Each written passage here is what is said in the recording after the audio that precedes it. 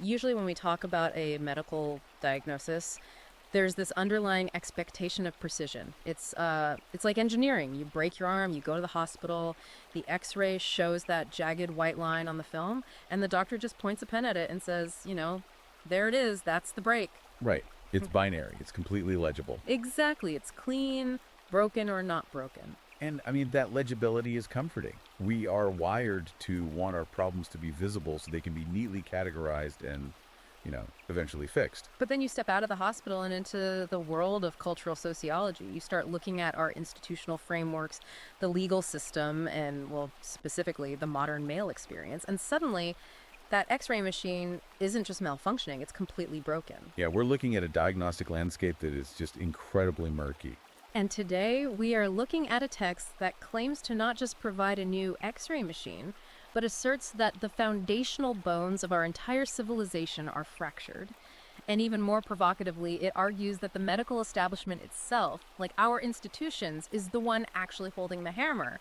Welcome to the deep dive, everyone. We have a massive, incredibly dense text in front of us today. We really do. We are thrilled you're here with us. Before we jump in, please take a second to hit that like button and subscribe to the show. It really, really helps us bring you these deep dives. Absolutely.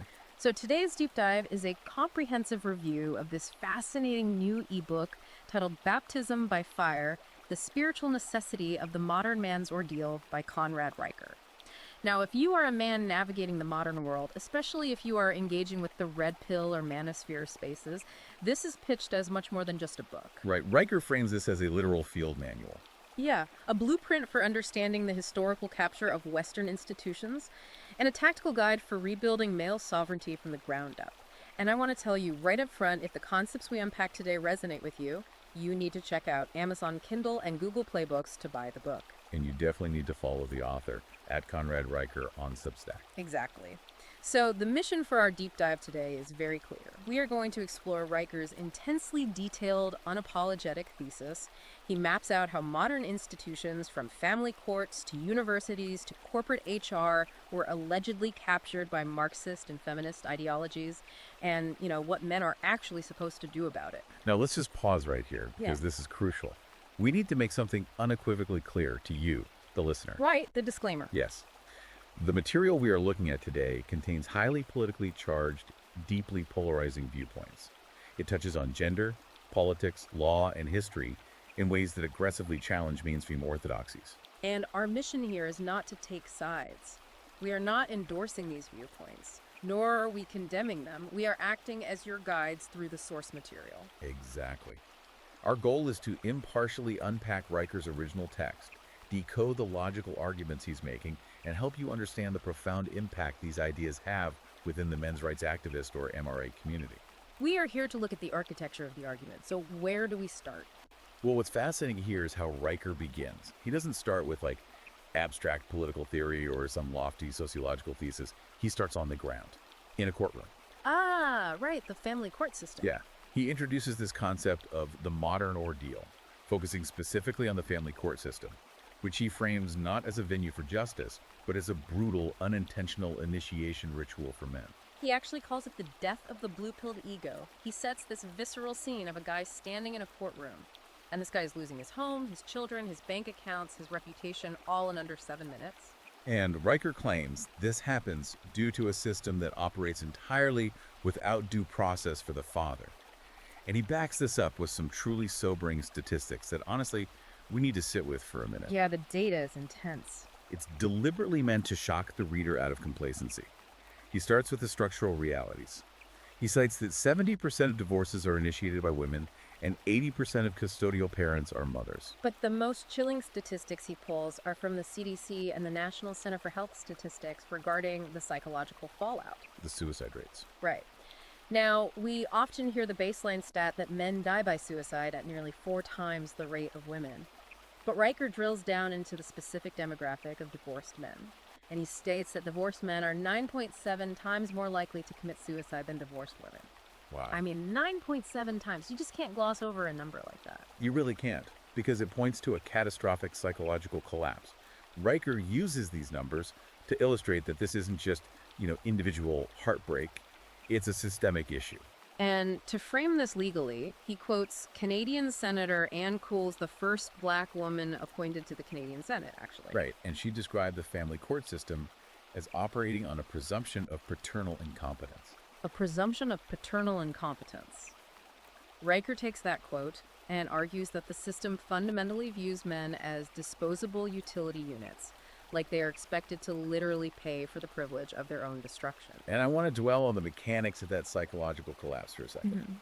Why 9.7 times? Riker ties this to what he calls the just world fallacy. Oh, this is a huge part of his argument. Right. It's this idea that if a man plays by the rules, if he goes to work, pays his taxes, fixes the roof, and stays loyal, the system will inherently protect him. So when he walks into family court and realizes the game is, in Riker's view, entirely rigged against him, his prefrontal cortex essentially just shuts down. The cognitive dissonance completely shatters him. Exactly. Riker refers to this naive, rule-following man as a compliant serf, or a tax mule engineered by a culture to unconsciously validate the market realities, while his own survival is literally on the line. When this guy hits the family court system, he realizes he's trapped in what Riker calls a bureaucratic, devouring mother. And this is where he brings in this amazing historical allegory to explain how men got domesticated into this trap in the first place. He reaches all the way back to the Sumerian epic of Gilgamesh. Which is arguably the oldest piece of literature we have. Yes. And he zeroes in on the character of Enkidu. Enkidu begins the epic as this creature of wild, unbridled masculine strength.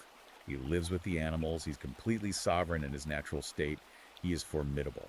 But then the city of Uruk sends a temple prostitute, Shamhat, out into the wild, and she seduces Enkidu, civilizes him with bread and beer, and according to Riker's reading, systematically... Wild. He's led into the city to serve its interests, and he's ultimately struck down by the gods and condemned to a slow death. It's a tragedy. And Riker draws a direct line from Enkidu to the modern husband. He argues the modern man is seduced by the romantic myth of the equal partnership, which civilizes and domesticates his aggressive energy. And then he is drained of his resources through what Riker calls legal extortion, and ultimately sacrificed by the civilization he built. Okay, so here is where I really have to push back a little on the text. Because when I read this framing, you know, the system is rigged, the courts are out to get men, society is a devouring mother. It sounds an awful lot like a narrative of victimhood. I see where you're going with that. Right. I mean, isn't this just replacing one grievance culture with another? Like, the left has their systemic grievances, and now the manosphere has theirs. Just woe is me, the system is unfair. That is the most natural question to ask, and Riker actually anticipates it. Yeah. This brings us to the core paradox of his work. He vehemently rejects victimhood. He completely despises it. Okay, so how does he justify the complaints about the system then? Well, he claims the architects of this system made a massive, fatal miscalculation. They assumed that a man stripped of his illusions, his comfort, and his legal rights would just collapse into a docile consumer or just disappear. But wait, based on the suicide stats, a lot of them do just collapse. I mean, throwing someone into a fire doesn't always temper the steel. Sometimes it just melts it down into a puddle. How does he address the men who just break? Riker doesn't deny that many break, but he lays out a formal syllogism here regarding the ones who survive. His major premise is that genuine resilience and spiritual fortitude can only be forged through confrontation with severe adversity. Okay. His minor premise is that the modern system has systematically outlawed or dismantled all traditional avenues for constructive male adversity. Right. Things like meaningful rites of passage, dangerous exploration, aggressive physical competition. So society essentially sterilized the environment.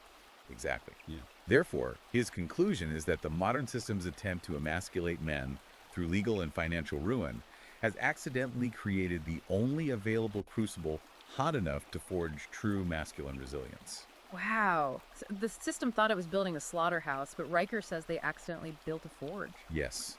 The fire of losing everything is the only thing hot enough to burn away that just world illusion we talked about. He says the institutions are the anvil, and the state is the hammer, but the man is the steel. He explicitly tells the reader, do not beg the system for mercy, because it has none. You have to withdraw your consent from the illusion. View the loss not as a personal failure, but as an impersonal, systemic rite of passage. He calls it a cosmic irony. By trying to destroy masculine independence, These institutions have inadvertently created the most brutal initiation ritual in human history. Every false accusation, every alienated child, every confiscated paycheck is just a breath of the bellows, forging titans who will eventually dismantle the decaying apparatus. Okay, so if the family court system and the modern cultural landscape are the forge, the obvious question is, how did the system get this way? Because institutions don't just wake up one morning operating with the presumption of paternal incompetence.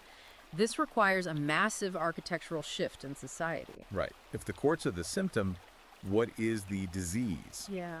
Well, Riker dedicates a significant portion of the text to tracing what he calls the Marxist menace and the dismantling of the patriarchal citadel. He doesn't view the current state of affairs as an organic cultural evolution, like society didn't just naturally become more progressive. He views it as a deliberate, methodical strategy of sabotage. And he traces this all the way back to 1884 with Friedrich Engels. Yes. Engels published a book called The Origin of the Family, Private Property, and the State. Riker points to this text as the foundational syntax for what he calls civilizational suicide. That's a strong phrase, civilizational suicide. Well, Engels theorized that the monogamous, patriarchal, nuclear family wasn't an organic development for human flourishing or, child rearing. Engels claimed it was a capitalist invention designed solely to transfer wealth across generations. Engels basically identified the nuclear family as the root of all oppression. He argued that the first true class struggle in human history was between man and woman. And Riker says this is the exact moment where the definition of the word patriarch was inverted. Historically, Riker argues, patriarch meant stewardship, provision, and the sacred duty of protecting the vulnerable. It was a heavy burden of responsibility. But Marxists and feminists inverted the definition, transforming the protector into the parasite. From there, Riker traces the migration of this ideology across the Atlantic. He looks at the 1930s, when the Institute for Social Research, which we now know as the Frankfurt School, fled Europe and relocated to Columbia University in New York in 1935. And these were prominent Marxist intellectuals. Yes, and they are the ones who created critical theory. I love looking at the etymology here, which Riker does beautifully. He points out that it's called critical theory because it only destroys, it never proposes a functional alternative. Right. It doesn't build anything. It just systematically deconstructs the foundational pillars of society: the family, the church, and the law. Riker argues that these Marxist theorists realized something crucial. Western civilization could never be conquered through traditional warfare or economic revolution, as long as its foundation, the patriarchal family, remained intact. Because the traditional family was a sovereign republic of loyalty. A man's first allegiance was to his wife and children, which meant it competed directly with the state for his loyalty. Exactly. So they seeded the ideological cancers of radical feminism and gender ideology to sever the individual's loyalty to the father, redirecting that dependence to the state apparatus. It makes me think of critical theory and this whole ideological shift as like a computer virus. Computer virus. Yeah, think about it. A computer virus doesn't build its own software. It doesn't write a million lines of code to run a new, better operating system. It simply injects a few lines of malicious code into the existing operating system of the host computer, corrupts the files, and just waits for the system to crash. That is a highly accurate analogy for Riker's thesis. In fact, he actually calls them intellectual parasites. He notes that the parasite requires the host to survive, but the host absolutely does not require the parasite. Right. He points out that the early Bolsheviks in the 1920s, like Alexander Kollontai in Soviet Russia, tried to explicitly and aggressively abolish the traditional family and collectivize child rearing almost overnight. And it was too abrasive, right? It largely failed. Yes. But the modern Western welfare state, according to Riker, is just a slower, more insidious implementation of that exact same goal. The commissars realized they couldn't conquer the family with firing squads and forced collectivization in the West, so they conquered it with welfare checks and family courts. He lays out a chilling syllogism regarding what he terms state husbandry.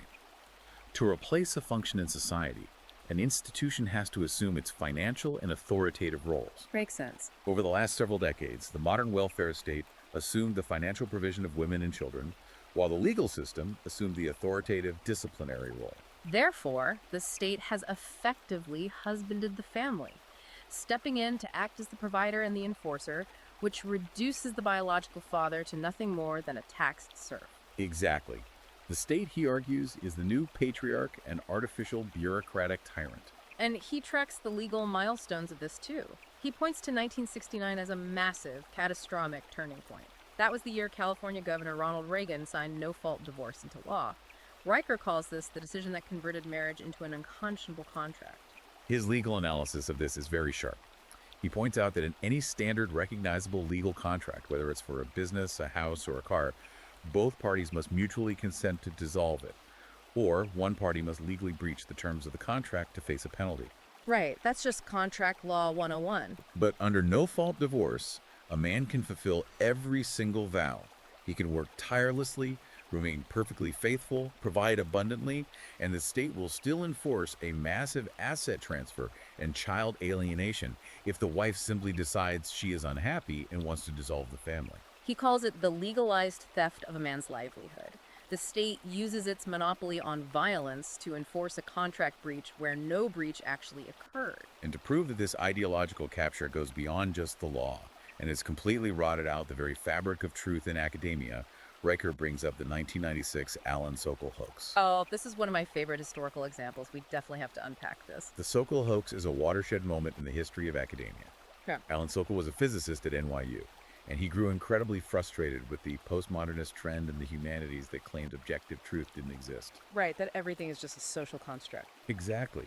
So he submitted a paper to a leading cultural studies journal called Social Text.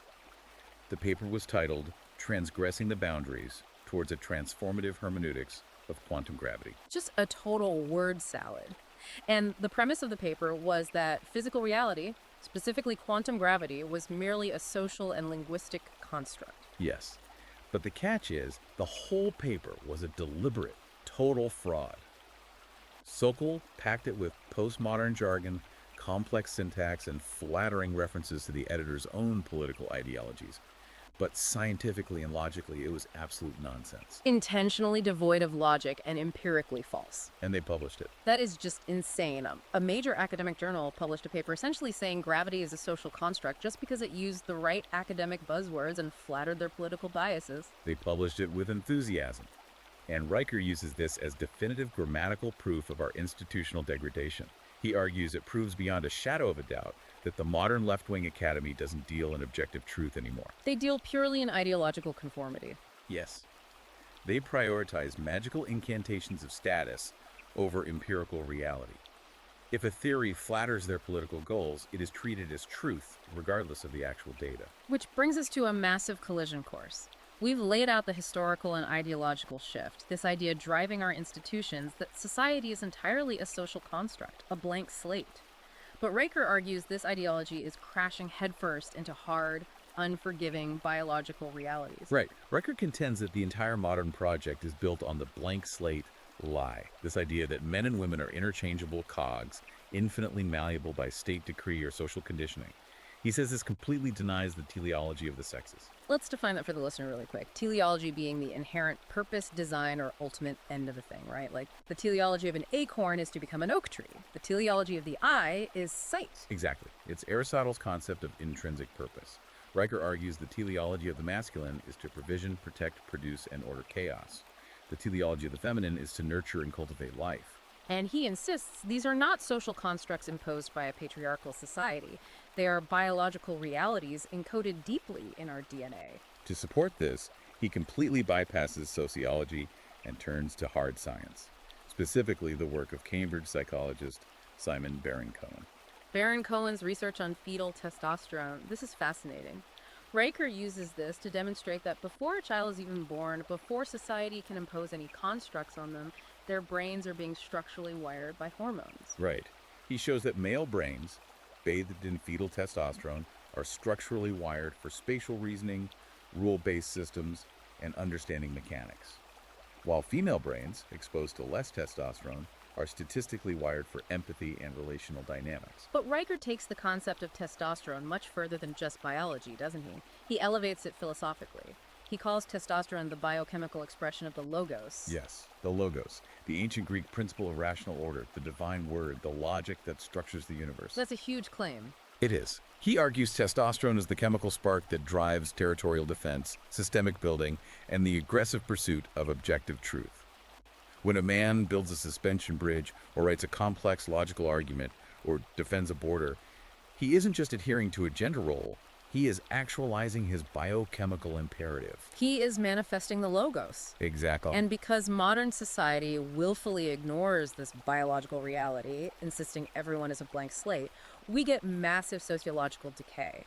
Riker looks at the sexual revolution and the dismantling of traditional marriage. He says traditional marriage wasn't an oppressive patriarchy, it was a brilliant civilization-building technology. Because it harnessed male productive output by guaranteeing paternity and a stable family structure. Right, but by dismantling it, society unleashed unchecked female hypergamy. Let's unpack hypergamy, because it is central to his argument. Hypergamy is the biological evolutionary instinct in females to seek a mate of higher status, competence, or resource capacity than themselves. Riker points out that when you remove the cultural enforcement of monogamy, hypergamy creates what is known as a Pareto distribution of sexual access. The 80-20 rule. Precisely. We see this vividly mapped out in the data from modern dating apps like Tinder or Bumble. A tiny percentage of high-status men, the top 20%, end up monopolizing the vast majority of the mating market.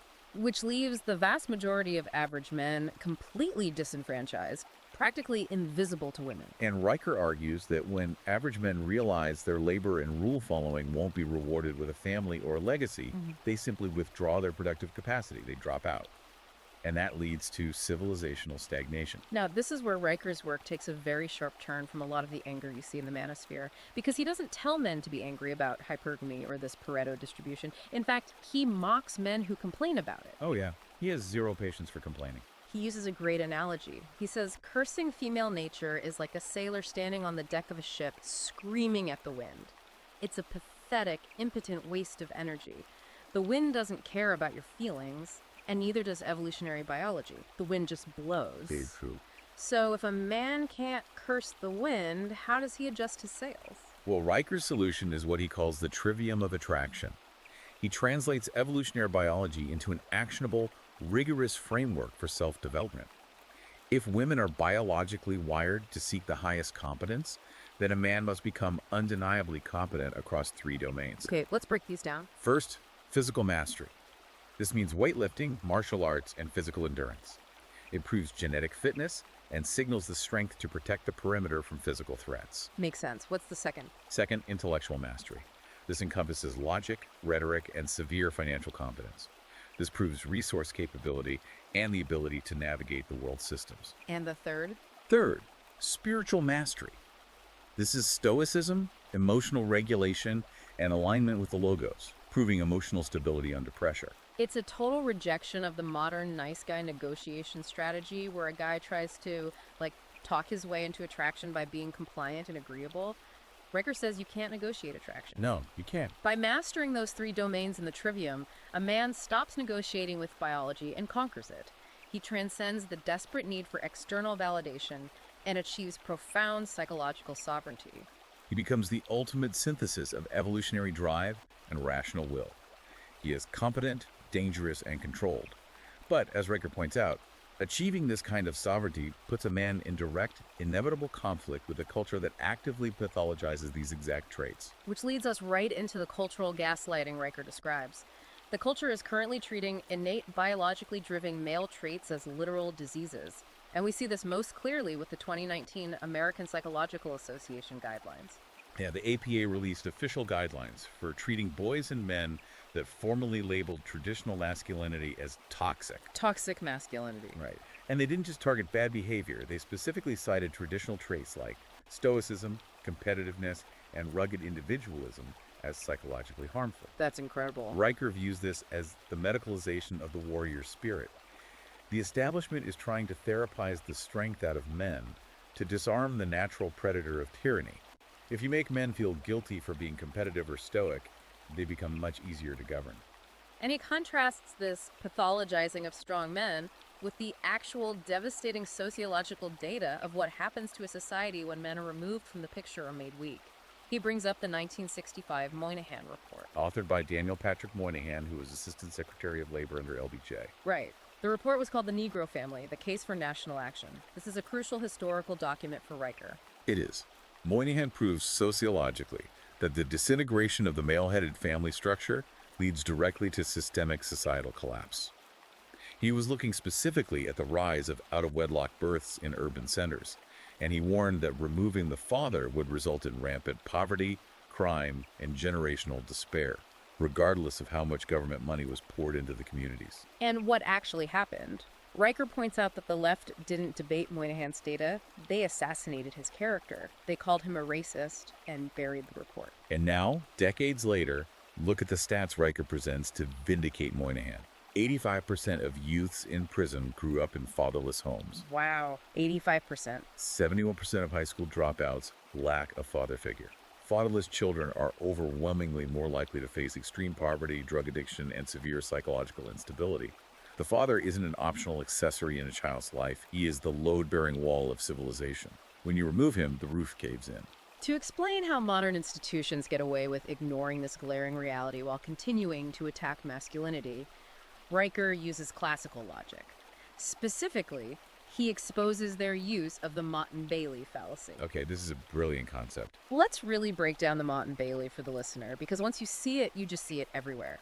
It's basically a medieval castle defense strategy applied to rhetoric, right? Exactly. Imagine a medieval castle. You have the motte, which is a fortified stone tower on a hill. It is incredibly safe and easily defensible, but you can't really live or grow crops there. Okay, so the motte is the safe tower. Then you have the bailey, which is the fertile, sprawling land down below where you actually live, farm, and expand your territory. But the bailey is highly vulnerable to attack. So when an intellectual or an institution is pushing a radical anti-male policy, let's say, demanding that corporate boards mandate equal gender outcomes regardless of merit, or teaching boys that their natural aggression is toxic, they are operating in the bailey. Right, they're trying to capture territory. But when someone attacks them on this and says, hey, this is insane and discriminatory, they immediately retreat to the moat. Yes, they retreat to a safe, easily defensible position. They claim, what? No, we don't hate men. We just want men to be polite, respectful, and not abusive. And who can argue against basic decency? That's the moat. It's an unassailable position, so the attacker gives up and goes away. And the second the attacker leaves, they walk right back out of the stone tower, back into the bailey, and resume demanding the total abolition of traditional male authority. It is a fundamentally dishonest rhetorical shell game, and Riker says institutions use it constantly to gaslight men. Constantly. So think about the cognitive dissonance this creates. The culture is constantly running this Motte-Bailey on men. The media, schools, and HR departments are telling men they need to be soft, compliant, emotionally vulnerable, and harmless. But the hard biological reality, female hypergamy, and the demands of providing in a competitive world require them to be hard, competent, aggressive, and stoic. So what does this massive contradiction actually do to the male psyche? Riker argues it causes a profound, paralyzing psychological crisis. Yeah. Men are asked to hold impossible, competing contradictions in their heads every single day. Be strong, but don't be aggressive. Be protective, but never be violent. Yeah. Be highly ambitious and successful, but do not be competitive. It's impossible. He says the sum of these contradictions is a castrated drone, a man who is expected to produce endlessly for a society that actively hates him. And when innate, uninitiated male aggression is denied a constructive external target, like conquering a frontier or building a business, it doesn't just evaporate, it turns inward. It eats him alive. It breeds the depression, the anxiety, the massive suicide rates we talked about at the beginning of the deep dive.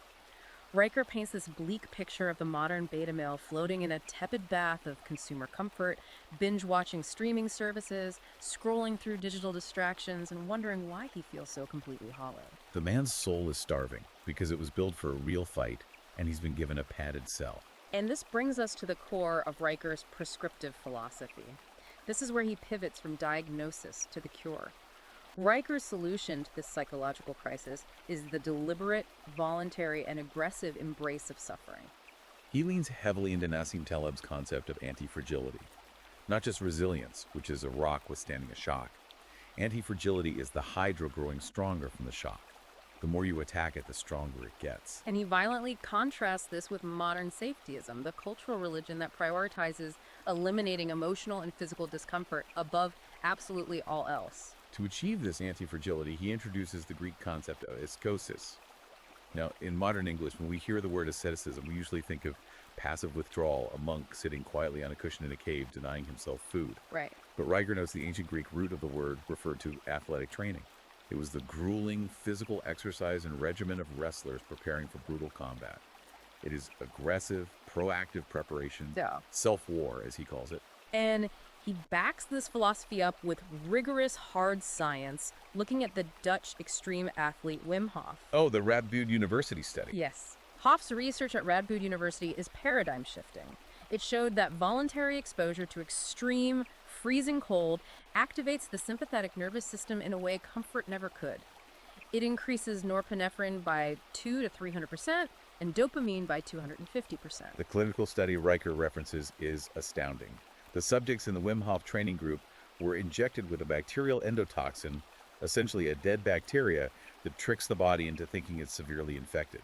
A normal person's immune system freaks out and produces violent flu symptoms. But the Wim Hof group, using their breathing and cold conditioning, literally suppressed their inflammatory immune response consciously. They experienced almost zero symptoms, whereas the control group was shivering and feverish. That's insane. Riker uses this to prove that voluntary hardship isn't just a metaphor for getting tougher. It biologically alters your immune response and neurochemistry at the cellular level. The alchemy of suffering is grounded in physiology.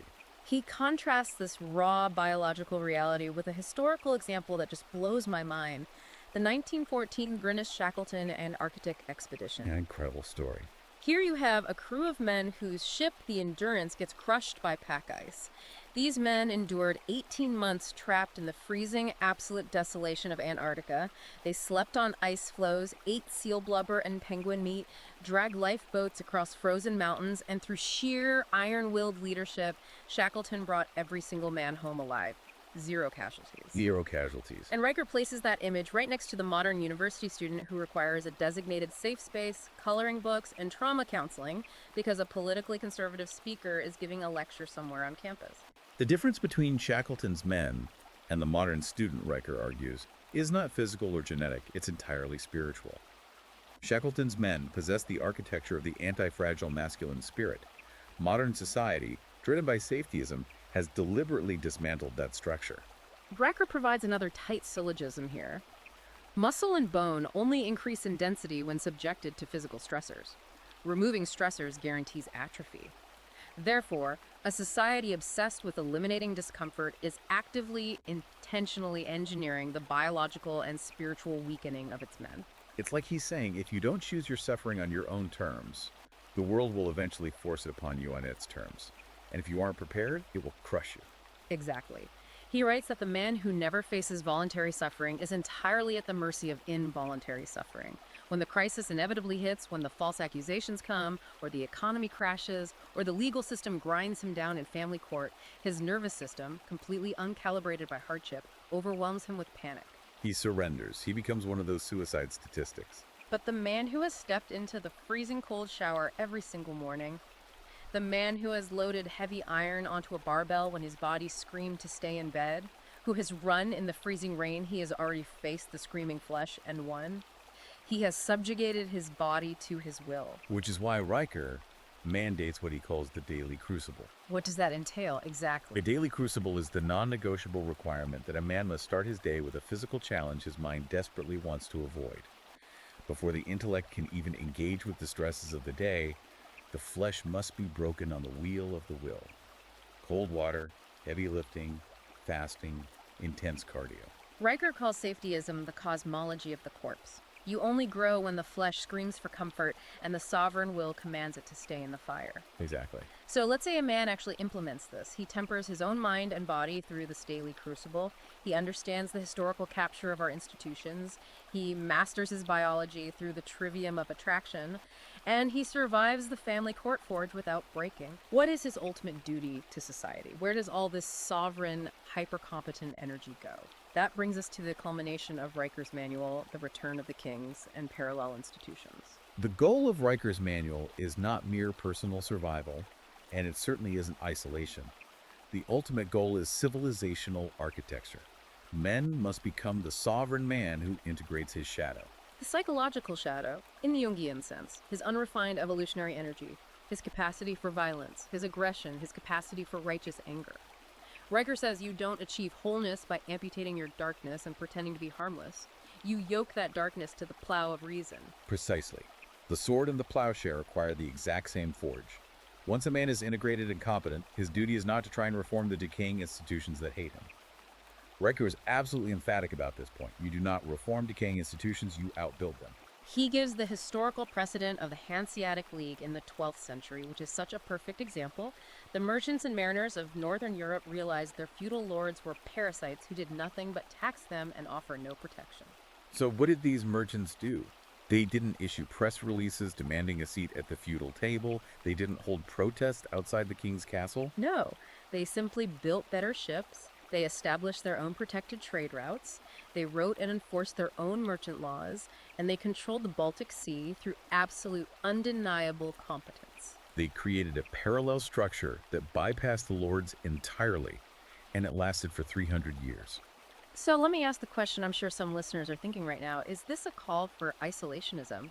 Is Riker just telling men to take their ball, retreat to the woods, buy a cabin, and live off-grid drinking rainwater? No, not at all. And Riker is very precise with his grammar here to avoid that misunderstanding. He traces the word parallel to the Greek prefix para, which means beside. Beside. It does not mean oppositional, it does not mean antagonistic, and it doesn't mean isolated. It means operating alongside the decaying apparatus of the state with absolute self-sufficiency, without ever begging for its validation, its permission, or its funding. He has a great quote where he says, "A protest movement is what children do when they lack the competence to build.